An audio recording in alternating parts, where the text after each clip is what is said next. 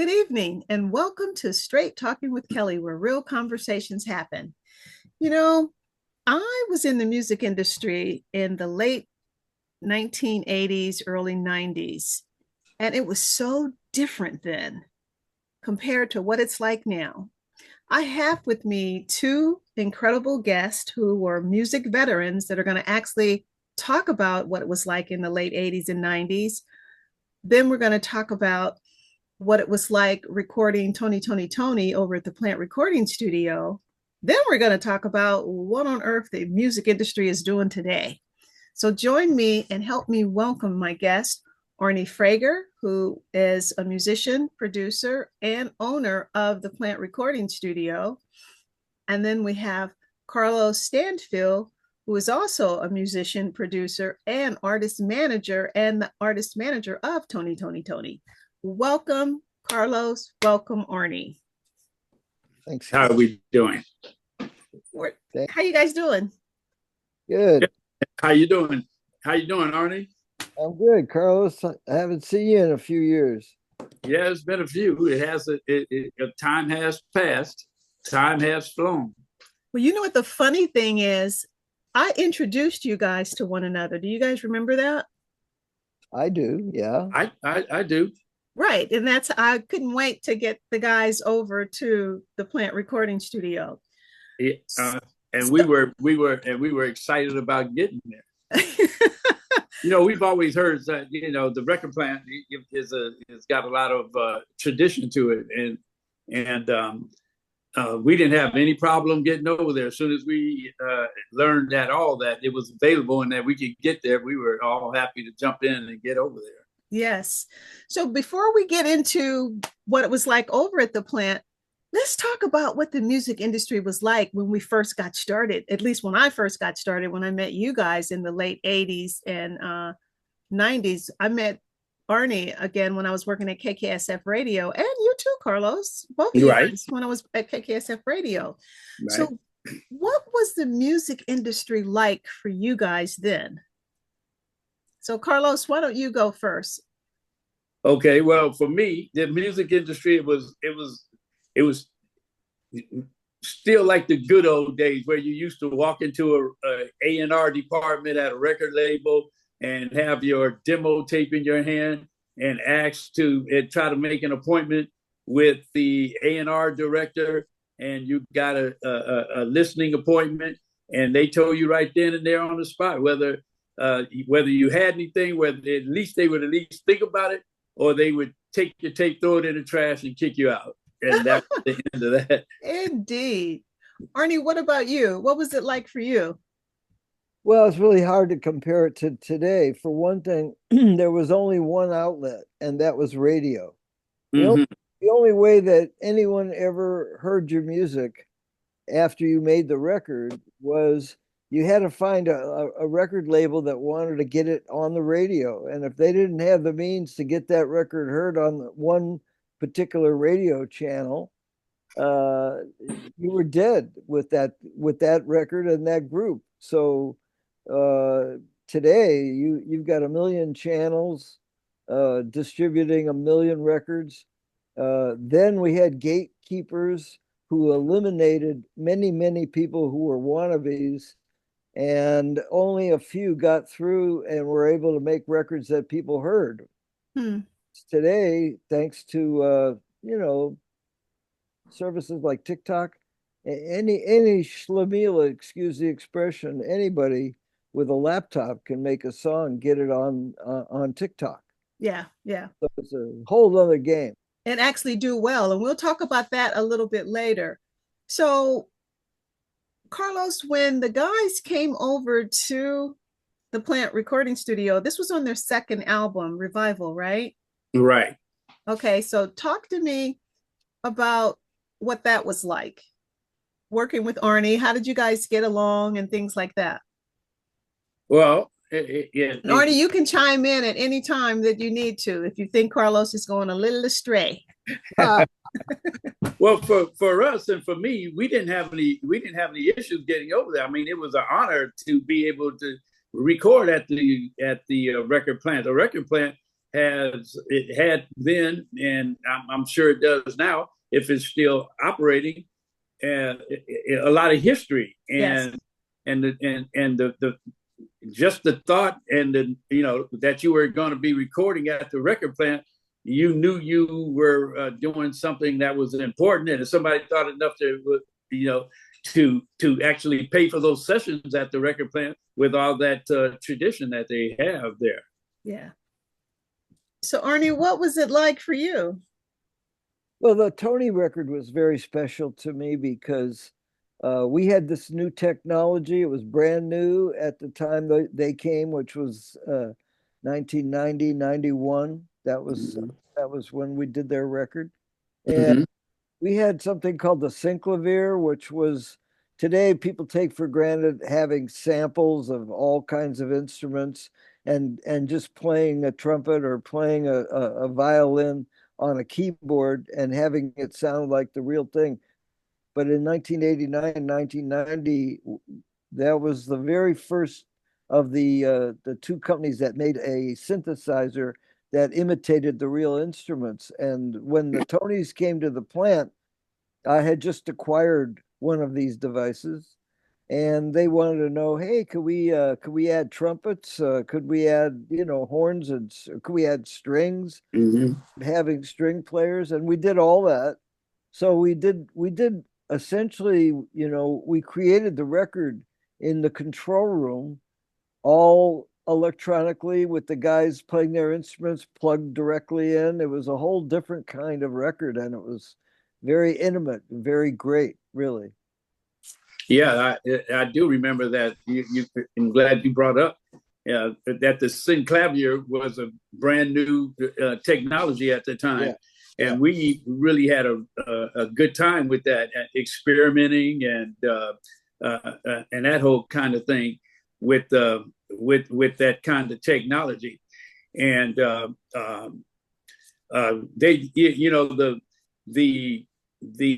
what was the name of that other? Not the synclavier, but it was it the Moog? Was the Moog the Moog, the mini Moog?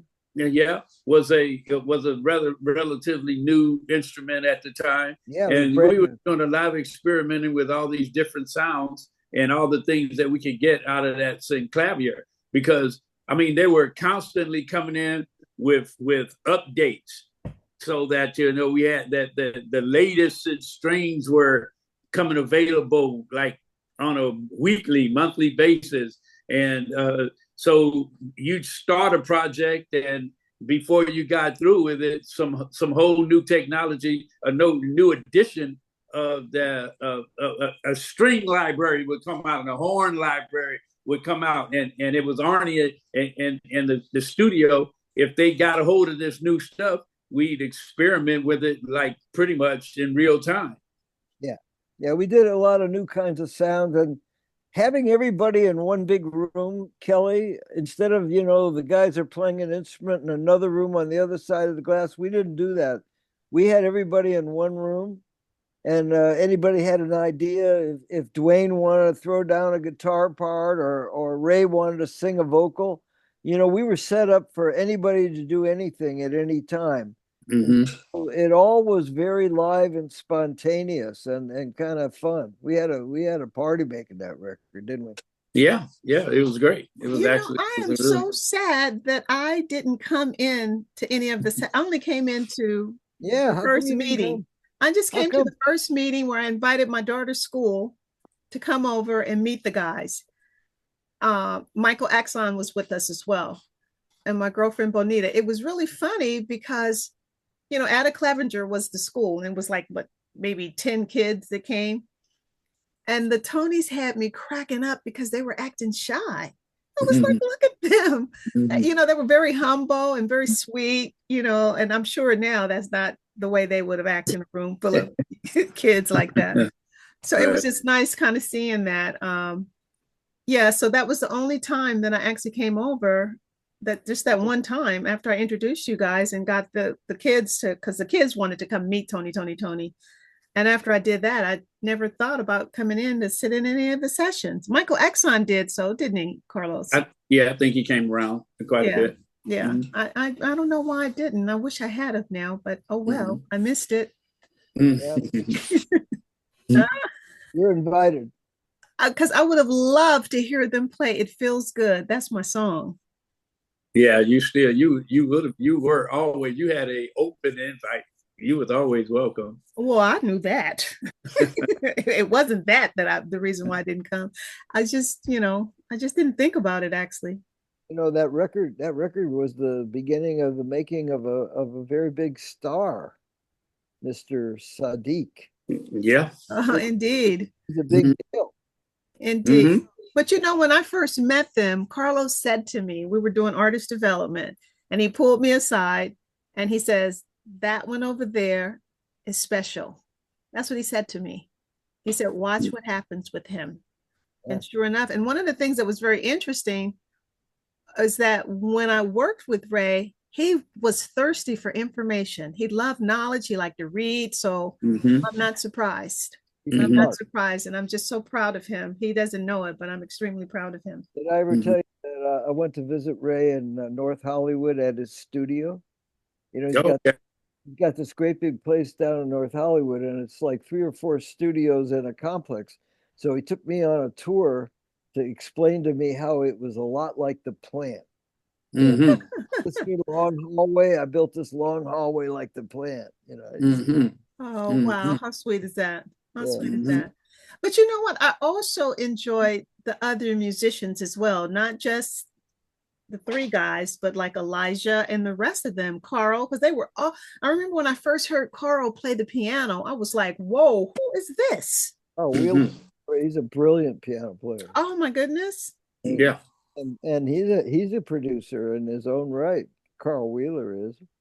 Yeah, he's very much a producer today. Yeah. Even, I mean, he's very much in demand and constantly there and out there. In fact, he was the uh, he was the music director for Frankie Beverly recently in these last few years. Oh, And as you know, Frankie is no longer with us. Yeah, that's a sad story. You know, Frankie made a record at the plant before I owned it. And Hmm. I'm a very big fan of Frankie's, and that was a sad day recently. Very recently, Frankie died. yeah, yeah, Hmm. Hmm. yeah. And he had such so many wonderful tributes to him. The public really came out on his behalf. Well, he was Yeah, a big artist, Frankie Beverly, for a very long time. He had a lot of hit records, you know. Yeah, yeah, a lot of, and in his live touring career probably over outdid his recording career. Yeah, And I mean, he's been constantly on the road for like the last 30 years straight. wow, wow. yeah. You know what Did else? Elijah play with him, Carlos? No, Elijah didn't play, but Carl and Jubu were Okay, there. okay. Jubu uh, uh, had made a really good name for himself. Frankie, Frankie was pretty hands on with who he let on that front line Okay. of his shows. And he didn't really share that front line with anybody until he got Jubu over there. And Jubu was a very attractive part of his presentation. And he built quite a name for himself, quite a liking for himself. He got a really big fan base himself, and from Frank, and they're trying to keep that thing going, keep that whole Frankie Beverly thing going. They're working on adding a new lead singer, Toni Lindsay. Are you familiar with Toni Oh, Lindsay? absolutely. I know Yes. Tony. Tony used to be when we were doing Carlos Santana's albums at the plant. Tony was his singer. Yeah. Well, he's going to be. They're putting together the act, redoing that whole Frankie Beverly act with Toni Lindsay as the lead singer, doing the whole Frankie show, and I'm anxious to see how that turns out and how attractive it is. But that's That's the going to be plan. tough. That's gonna be a tough sell because Frankie goes back to the 70s, man. Yeah, I think it'll be tough. I want to see how they're going to. I mean, I think it's even pretty courageous for them to even think that they can do that and hold on to that fan base that he's got, that Frankie built after all these years. And Frankie is Frankie, and there's no other there is no other Frankie. So I'm anxious to ain't Frankie. Yeah, I'm anxious to see how it turns out. And but I got nothing against Toni Lindsay. He's a great singer. I just don't know if you can extend a brand that long. I totally agree with you. I'm anxious to see how that comes out. Well, you know what? I think maybe if they do it as a tribute band, maybe that could work. Well, it will be a tribute band. It will be a tribute. They sure to better Frankie say that. Beverly. I hope they say that, because if they are just trying to, like the Temptations can still be the Temptations no matter how many people they add to it. Yeah, but even this though is there's only one original left. But this is Frankie. I know it, and that's why his fan base. Prince tribute band. You can't have a band. You could not have a band that called Prince. Or Michael Jackson, for that matter. That. You know what? I don't even like to see Michael Jackson impersonators. It drives me nuts. It drives me nuts. It's like, look, Michael was Michael. You can impersonate all you like. It just does something to me. Hey, there's a guy in a club that Mary was asked to handle marketing for this club in Fairfax, right? And they had a Frank Sinatra imitator who won the annual Frank Sinatra imitator contest in Hoboken, which is Frank Sinatra's birthplace, New Jersey. Well, that's big. This guy plays every Sunday at this club to people like my age. Yeah. Well, but you know what? And let me take this back about the impersonators. I mean, me particularly, I don't like them. But I know a lot of people love seeing the Michael impersonators because I think it keeps them alive. I like to see little children being Michael Jackson, because what it's letting me know is that his legacy stays on with the younger kids. And I guess the impersonators got to do what they got to do. But it's just, for me, I would never spend money to go see a Michael Jackson impersonator. I have to. It's hard. I'm anxious to see how, because they're going to be going out there with all the same with the band. The band is going to be good, and Toni Lindsay can hold up, and he has his he's got his experience in his years, but it's still I'm anxious to see what it turns into and how they go about how the Frankie's audience takes to it. Because every single Frankie Beverly show is a sellout and a sold out show, and everybody was on their feet halfway through the first song. They were on their feet the whole rest of the concert, singing every single. Frankie Beverly concerts or live shows were very unique, and I don't know if you can duplicate that. It was a big halfway through the first song. Everybody was on their feet singing every lyric on every song. They never sat down till the end of the concert. Carlos, what about that young guy that Snoop Dogg has just recorded that's doing Marvin Gaye sound? He sounds like Marvin Gaye. Oh, that's interesting. I don't know what they're and going he to is do with that. You know what? And he's phenomenal. I said sometimes he even kind of dresses like I can't think of his name right now. I don't know his name either. I don't know, but I saw maybe a minute of somewhere on the internet. I came across that. He sounds phenomenal. He sounds He sounds like Marvin Gaye. I understand he does. He sounds like he's got a great voice, and the Michael Jacksons and the people out there. I'm a little skeptical about that. I like the real deal. I don't know if you can sell that to a new audience. Well, yeah, because I'm gonna tell you something. People like this new guy that's sounding like Marvin Gaye.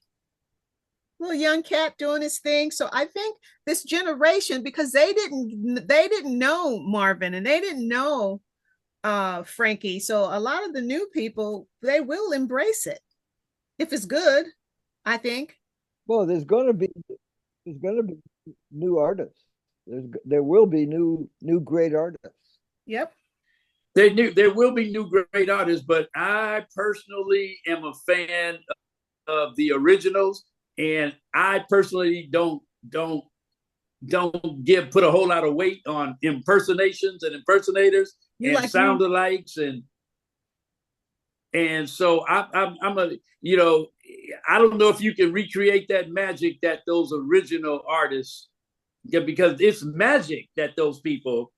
No, there's new original artists. You know, there will always be another Exactly, His original. name, you exactly. know what, guys? His name is October London.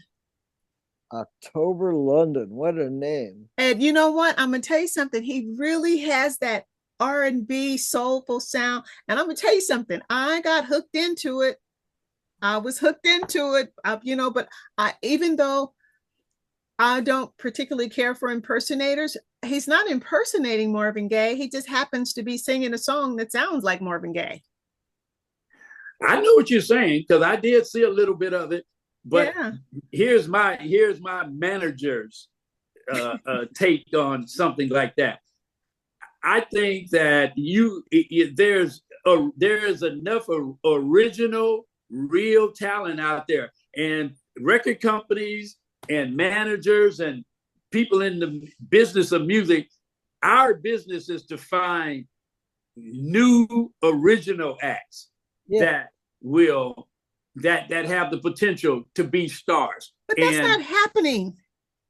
it That's not can happening. happen. But it's, let's now, this leads into what's It, happening in the music industry right now. it There are will. so many people that it's like maybe 10 people that get to be in the music industry, and everybody else are on the sidelines or Mm-hmm. having to struggle and sell their music, other ways as opposed to getting a record deal or anything like that. So what are you talking about, Carlos? Well, it, it, originals. There wasn't a Frank Sinatra before Frank Sinatra. Frank Sinatra wasn't being a Frank, somebody else. Right. He was being Frank Sinatra. Absolutely.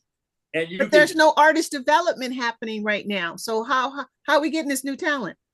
well, that's because there's no record labels anymore. Motown, you develop those acts, Yes. the Motowns of the world. There is no artist development going. There's no companies that even have artist development programs. There is no artist development these days. And that's only because of the way the music industry has evolved. The music industry, it has evolved. You got all of your radio stations, and they're doing recurrent stuff. They're streaming. We're not hearing the original music like we used to were able to hear it on the radio when the radio was big. When the radio dictated who was going to be the next star. So Arnie, you have a record label. Talk to me. Well, what's different is the way I look at it. As Carlos said earlier in this podcast, we used to go to a label and they had this guy called the head A&R, which originally A&R meant something entirely different. Originally A&R meant, I'm going to find a song for this artist that you guys signed who doesn't write songs, like Elvis. Mm-hmm. Or I'm going to find a song for this artist that you just signed who's a great singer but doesn't write songs. That's how A&R got together. But Mm-hmm. then, 60s, Stevie Wonder came along and the Beatles came along and they wrote their own songs. So you didn't have to go find a song for those artists. So then A&R became a talent scout. Mm-hmm. And that's what A&R people did. You could say they were the tastemakers. They were the guys who said, this is what the public's going to like. And it literally, if you didn't get it past those guys, then it wasn't going to get to radio. And then you got to radio, it didn't get to 20 other channels like streaming and television and every other kind of method of transmitting music like today. Music today is in video games. It's in films. There's a million ways that music is distributed Whereas back in there, you either got it on radio and it hit the charts or you didn't. So it was in the radio or in the jukeboxes. Right. And so you had a lot of great stuff that today is the great stuff. If it's out there, it's not getting through because they're really radio sucks. Mm-hmm. And the kinds of music that are selling today are hip hop and dance. What's selling today, 80 to 90% of record sales today is hip hop and dance. And I'm not saying anything, it may or may not be anything that I buy. It has nothing to do with what's selling. A friend of mine who was my mastering engineer at the plant, he has a way of saying it this way. He said, look, you're making a record with a band. You're recording a live band and you're making a record, right? I go, yeah. He goes, well, if you're going to make money, you shouldn't be doing that. If you want to make music, make music. But if you want to make money, make a hip hop record. Mm-hmm. And that's a fact. Mm-hmm. Because that's what's selling today, hip hop and dance, period. And remember, they said hip hop wouldn't last. Well, they said that about rock and roll too. And you wouldn't have imagined that each of those styles of music had about a 40-year lifespan. Rock and roll had about a 40-year lifespan, and then hip hop came in and took over. Yeah. Mm-hmm. Yeah. And so you're not hearing songs today that are going to last for 50 years. Not at all. Yeah. Not from today's artists. Mm-hmm. If there's a song, I'm teaching recording in a high school. You know what these kids are listening to? Steely Dan songs. They're listening to Linda Ronstadt songs. Is that right? Songs for the 70s and songs from the 80s. They're sure as hell not listening just to today's market, because you're not going to hear the songs that we all love from the 60s and Motown, all the great stuff that Michael did and Marvin did. And, you're just not going to hear that. And that's because there is no tastemaker today. Do you have any idea how many thousands of songs are being uploaded to the streaming services on a daily basis? Something like 100 to 200 100 to 200,000 new songs are being uploaded to streaming services on a daily basis from artists all over the world. Wow. Right. So who's going to filter all that out into something good? There's no more A&R guys at record labels. There are no more record labels. Well, there are record labels, but they're basically distribution. The biggest record company in San Francisco in my whole time being here, which is I moved here in 87. The biggest record company in the time I've lived here is called Empire. Okay. Okay, Empire, if you really look at their business model and how they finally hit it big with Kendrick Lamar, their whole business model is they're a distribution and marketing company. Okay. They're not a record label. They don't make the record. They just find a record that's already out there and go, this sounds like a hit. We'll make we'll make a distribution deal with you. Wow. That's what they do. So the artist is his own label. He makes much more money with them than he would ever make signing to a major label. Artists signed to a major label made 10%, and maybe Michael could make 15%. But isn't the music business in the record business, not the music business, but the record business, the retail business is branding nowadays.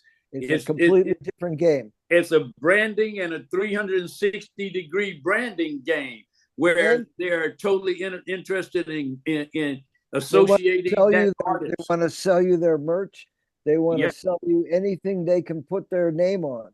That's right. Wow. Or the name and their image on. Well, they can put their name and image on. Look, the guy, Jimmy Iovine, who signed Tom Petty and headed up Interscope, which was Dr. Dre, Dr. Dre's label. When Dr. Dre and Jimmy Iovine formed Beats, they said, what are you doing? You sell music. You're a music producer. You produce Tom Petty. He said, what's the difference between selling plastic CDs, plastic discs, or selling plastic headsets?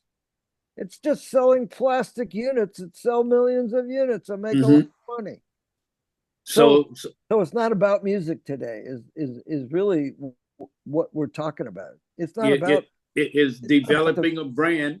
Is developing a brand with the artist and selling everything and anything that they can put their name on. And when the artist promotes themselves online through all the social media, they're selling themselves or what they ate for lunch or what they ate for dinner, what kind of clothes they're wearing. They're not selling their music. You're right. They're pushing this song that they wrote that is so fantastic, right? You're right.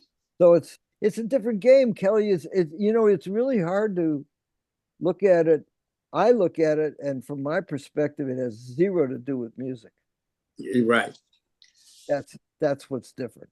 Well, so how do we make something change? What can change to make it? I know it's never going to go back to the way it was. That's not going to happen. No, that's right. But how do you? Well, one of the things that I think would ever have to happen is there would have to be a whole new mindset. It would take a whole generation to go back to wax, to go back to vinyl and start selling vinyl again and creating a record labels and creating a market for people purchasing vinyl. If we go back, Arnie, we go back to vinyl. That was the record industry. And if we can get away from streaming and get back to vinyl, you can have a viable music industry again. Child, you are so wishful. Well, I know I mean, progress never goes backwards, right? Progress only goes forward. So where they are now, I don't think they'll ever go. Obviously they never go back. But if I had anything to do with it, I'd go back to vinyl. And you remind me of me. I'd ban all cell phones. There's you ban all cell phones to make people start communicating again. Mary wrote this song, Can't Go Back, and she's right. You can't go back. You can't. You really can't. But you know what, Carlos? I mean, I understand because I still play records. I still play my vinyl records. I love to hear that needle go down and do that little hiss before the song comes on. Well, the reason that you look what you had back when you had vinyl. You had a product. You not only had the song that you love, but you actually had that song in your hand, and the artist's picture was on the album cover, that's right in your face, and then you had all the information on the back, who wrote the song, who played on the song, everything, who the manager was, what the record label was. You had all that information was on the back of the record. You could go to a record store and browse through, even if you never heard. I remember being a young teenager, and the thrill of going to the record store and picking up a vinyl and going on the back of the cover and seeing who even played on the song. I didn't even have to hear the song. If I saw who played on the records, I knew that it was something that I wanted, that would probably be something that I would want to buy. I would buy records based on who played on the album. Carlos, those were the days, my friends, we thought that never end. Well, Arne, now listen to me, Arne. I know technology moves forward, but when it comes to the music, in order to get any kind of glory days back in the music industry, they're going to have to go backwards, at least as far. It has to go back to vinyl. I don't think it's ever going to change. It's going to keep going forward, and I don't think you'll ever see that. In fact, I'll tell you something funny. You're not going to like this. I read it this morning, in an music industry thing that's published in England. And they said that year over year, vinyl for the last 10 years has been growing. And between last year and this year, vinyl sales decreased by 33%. Just last year to this year? Yeah. Wow. Because it had been growing. It had been going forward. It's the first time in 10 years. Wow. It's going on vinyl decreased this last year. Well, and you know what? You got to figure into, Carlos, we got AI now too. Oh no, God! Hey, hey. I don't want to keep going forward. Hey, listen, listen to me. Listen to me. Let's try this for let's just come to the conclusion that we've advanced as far as we need to advance, and we need to just stop and stay and hold it right where it's peaked. Let's find the peak and hold it there. We don't need to go up and then hit the pinnacle and then everything goes on a decline. Let's stop the decline and let's go back to where it was at its peak. Carlos, the only thing I can suggest for you is just become a music historian.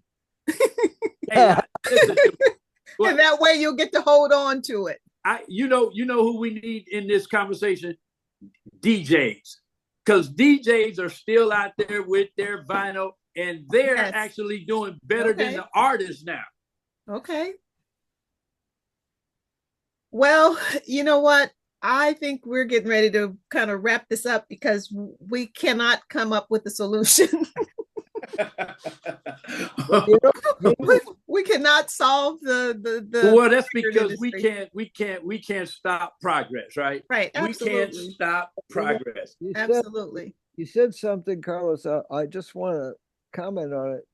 There are quite a few record labels today, and the big ones are making, actually, in numbers, they're actually generating more revenue than the ones that you and I used to work with. That's how big the business is today. And they're not the only ones making the money. Apple and Google and all those people that are basically distributing the music. Right. I think what really disturbs me personally, because I come from the school where the word musician, it means you play an actual instrument with your hands. Right. You know? Yeah, right. The number of people who are making songs and records that are getting out to the humans that listening to it, it's becoming less and less about people playing music. Understood. I play a couple of instruments, keep piano, I play bass. And I think the whole idea that we'd put 4 or 5 people in a room and make a record, like Miles Davis would have a band and we'd put them guys together in a room and make a record. I never said we had to go back to live recordings again. See, and that's the way they did it. Yeah, live recordings. Well, that is what we did, and I still do, and I still do that, by the way. Okay, and I bet you it's a whole lot of fun too, isn't it? I am still making records with live musicians playing live instruments and singers singing live. Well, we just got to get that stuff marketed. Well, it's just my style, because I started making records in 1973, so I'm way beyond the age that I should be doing this, but I'm still doing it because I love doing it. You can't stop doing it. I mean, because the recording studio has become my instrument, like the bass. I play the bass in a band, but I play the studio just like it was a bass. You know what I mean? I've been doing it that long. I understand, Arnie. But for me, it's a live thing. It's something that's happening live with live people, like a party. Like the way we made a record together, right? Yeah. I remember those days. It was like that was a great time that you had making that second album over there. Yeah, at the record plant. It was a party. So what I would like to ask you guys to do, because again, I see that we're still just going in a big circle. A big circle, but you know what? But I mean, we had a really good conversation, and then maybe some food for thought. Maybe somebody will hear this and tell us something that we don't know. So what advice I want each one of you guys to think about what advice you will give to up and coming artists, whether they're musicians, whether they're managers, whether they're artist development, whatever it is that they do, what kind of advice? So who wants to go first? I will. All right. Because it's a really short answer to that. And the answer is that you got to get really talented people and they have to love making music. And if they got to love it, it's got to make them feel good. They have to love making music. They gotta love hearing new music and developing art themselves as artists and musicians and honing their skills and loving doing it. Whether they ever get paid for it or not, that can't be their primary drive for performing the music the way they love it. And they have to do it. And they have to have places and outlets where they can show the world who they are and what they can do. And then they need that feedback. That when the audience, when they get a standing ovation, maybe that becomes the pinnacle of their artistry. But they've got to be artists. They've really got to be artists, and not in other words, they got to love what they're doing.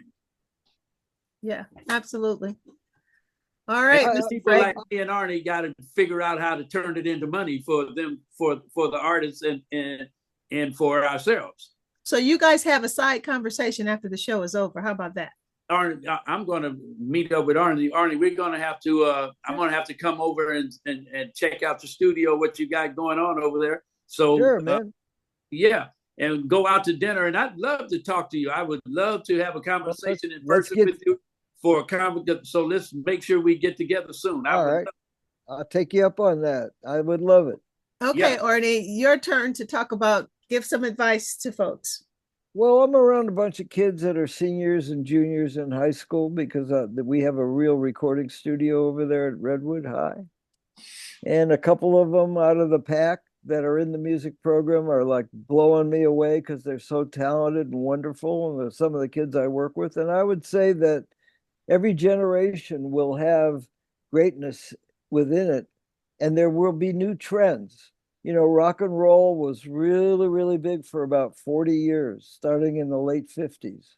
Mm-hmm. And hip hop came in, and I was in Hollywood in a studio of my own, making records with mostly R&B and jazz bands. All throughout the middle 80s, I did this record called The Big Throwdown with Eddie Levert's son, Gerald Levert. Mm-hmm.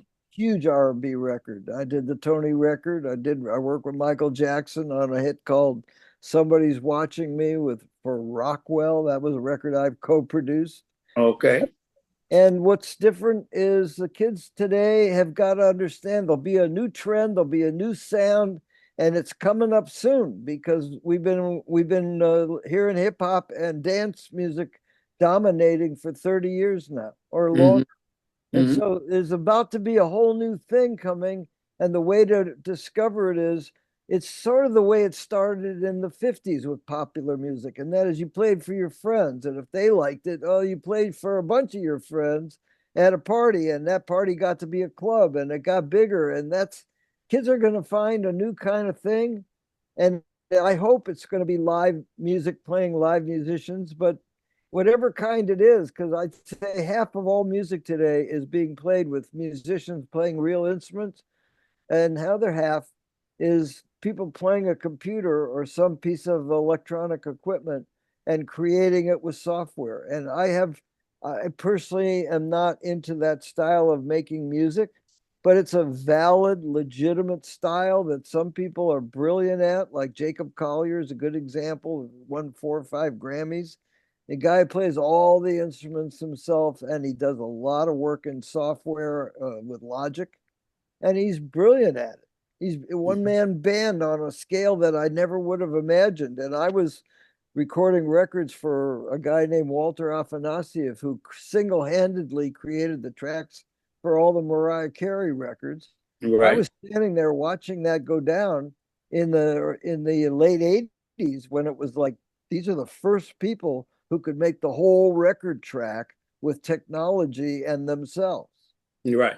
Now I can do it on my Mac on a laptop, and kids are doing it all over the world all the time. In fact, believe it or not, that's what's killing the business. There's a glut of a lot of mediocre music that really isn't going to stand the test of time. Wow. Because so many people. So it's a different world. It's going to be that the cream will rise, Kelly. It'll rise to the top. I believe that. Well, guys, this has been incredible. I can't wait for you guys to get together and see what kind of magic you're going to create. Because I know Carlos is not going to wait until he does something. Carlos been biting at the bit to get back. I got a project in mind to do with you, Carlos. Well, we got to get together real soon, and we'll talk about it. Yeah, because Carlos is biting at the bit. He wants to change this industry. He wants to get, you know what? And I get it, because I would love to get back to music. You know, I resort to Pandora, where Pandora I can put in Smokey Robinson, I can put in Prince, I can put in Motown, and then I get to hear all of my music if I'm not playing my own records. You know what the best outlet for music though over the air is right now? FM rate, Sirius FM has a great they do a very, very good job, because they have all the different genres, and they have all the old music and all the hit songs, and you can go to any one that you want. My favorite station is Real Jazz, and I sit there, I listen to Real Jazz in my car all day, every day. And FM Sirius has a very cool outlet. It has all the good old music, all the good stuff, but it has all the genres, and it's broken up into categories and genres, and you can listen to just the kind of music that you want to hear, and tons of it, and over. And they have the Marcus Millers and all these kind of people are the hosts for all their shows. So the musicians out there, the top of the line musicians are presenting this music and doing the little commentary between songs. It's not DJs. Carlos, but I'm not in my car that much, and I'm going to be doing that. So you can download FM radio on your computer. I'm going to check it out. Well, and I do listen to Sirius sometimes, because I listen to Smokey, because Smokey is part owner of that Soul Town or Smoky Town or whatever they call it now. Okay. Yeah, so I do listen to Sirius sometimes. But anyways, I want to thank you guys again for coming on Straight Talking with Kelly, where real conversations happen. And I thank you for giving the audience some wonderful words of advice. And again, to the audience, I really, really hope that you continue to come back, subscribe, tell your friends about it, so we can keep bringing you information like this. So again, guys, thank you so much for taking out the time to be here on the show. I appreciate it. Have a nice trip, Kelly. I know I need to go pack, right? Have a good trip, and we'll see you when you get back. And Arnie, I'm going to call you immediately after this conversation. Give me a call. Okay, let's get together soon. All right, guys. Take care. All right, okay. All right. Bye, Thanks, Kelly.